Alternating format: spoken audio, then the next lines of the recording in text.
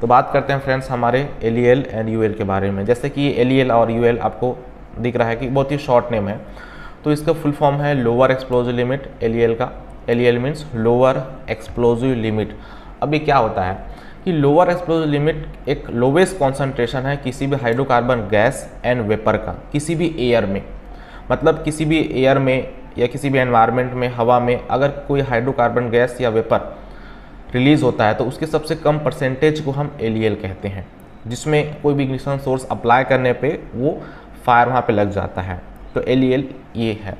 अब बात करते हैं फ्रेंड्स हमारा यू के बारे में कि यू इसका फुल फॉर्म है अपर एक्सप्लोजिव लिमिट। ये एक गैस की या किसी भी वेपर की जो फ्लेम्बल है उसकी सबसे हाईएस्ट कॉन्सेंट्रेशन होती है, हाईएस्ट कॉन्सेंट्रेशन होती है जिस पे हमारा जो गैस है सबसे हाईएस्ट कॉन्सेंट्रेशन में उस एयर में रिलीज़ हो जाता है।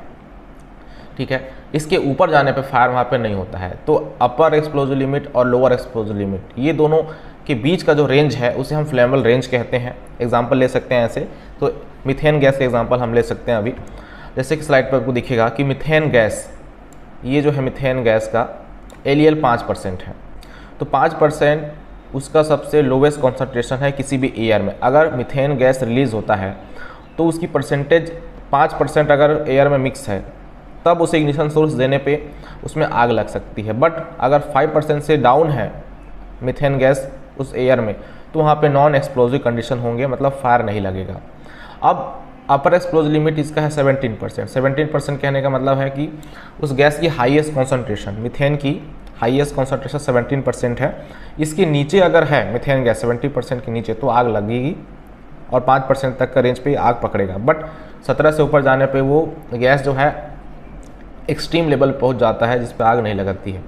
तो ये जो 5 एंड 17% के बीच का रेंज है इसे हम एक्सप्लोजिव रेंज या फ्लेमेबल रेंज कहते हैं, तभी गैसें जलती हैं।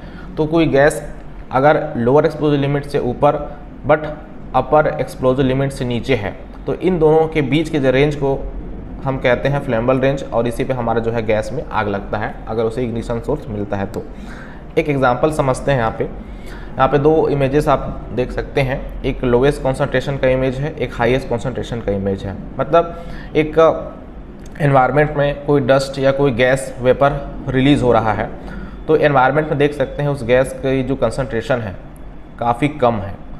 तो ये कम परसेंटेज है उस गैस का उस एयर में, तो इग्निशन सोर्स देने पे हो सकता है कि इसमें आग लग जाए। बट सेकेंड इमेज में देखेंगे तो उस गैस की हाईएस्ट कॉन्सेंट्रेशन रिलीज़ कर गई है एनवायरनमेंट में, गैस का हाईएस्ट कॉन्सेंट्रेशन रिलीज़ हो गया है जिससे पूरा एरिया बहुत ज़्यादा क्लाउडी डस्टी दिखाई दे रहा है। तो उस गैस की सबसे अधिकतम कॉन्सेंट्रेशन एनवायरनमेंट में मिक्स है, तो यहाँ पर भी फायर हो जाता है।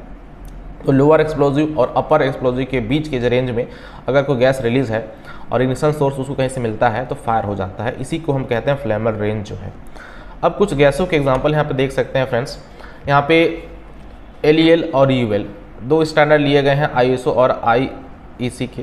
तो हम एक ही स्टैंडर्ड पे थोड़ा डिफ्रेंशिएट करेंगे इसे। जैसे ब्यूटेन है, ब्यूटेन का देख सकते हैं उसका एल है 1.8%। मतलब ब्यूटेन गैस 1.8% में कहीं पे लीकेज है और इग्निशन सोर्स उसे मिलता है तो उसमें फायर हो जाता है। बट इसका अपर एक्सप्लोजिव रेंज कहाँ तक है? 8.4% तक। ठीक है, तो 1.8 एल है और 8.4 हमारा यू है ब्यूटेन गैस का। उसी तरीके से इथेन का देख सकते हैं 3% उसका एल है और 12.4% उसका यू है। मतलब फायर कब लगेगा इथेन में? जब 3 और 12.4 के बीच में इथेन गैस अगर रिलीज़ होता है, इग्निशन सोर्स से मिलता है तो फायर वहाँ पे हो जाता है। ठीक है, इसी तरीके से हाइड्रोजन, मीथेन और प्रोपेन के भी एग्जांपल आप देख सकते हैं। प्रोपेन के एग्जांपल लेते हैं तो 2% एनवायरनमेंट में अगर रिलीज़ है तो एल का उसे हम रेंज दे सकते हैं और 9.5% तक उसका यू है। तो इन दोनों के बीच पे अगर लीकेज है, रिलीज़ है आपका प्रोपेन गैस एनवायरनमेंट में और फ्लेम इग्निशन सोर्स मिलता है तो उसमें आग लग जाता है। तो इस तरीके से हमारा जो है ये एल एंड यू का वर्क होता है। किसी भी फ्लेमेबल गैस में फायर की चांसेस तभी बनेंगे जब हमारा गैस या जो वेपर है एल और यू के बीच के रेंज पे हो, फ्लेमेबल रेंज पे हो। तो ये टॉपिक था फ्रेंड्स आज के हमारे इस वीडियो का, L and you. I think ये टॉपिक आपको क्लियर समझ आया होगा। एंड कुछ अगर डाउट्स आपके हो सकते हैं तो कमेंट बॉक्स पे ज़रूर मेंशन करिएगा। So thank you to watching this video and next videos के लिए आप चैनल को सब्सक्राइब कर लीजिएगा एंड नोटिफिकेशन बेल को ज़रूर प्रेस कर दीजिएगा। तो मिलते हैं नेक्स्ट वीडियो पे। Thank you for watching this video.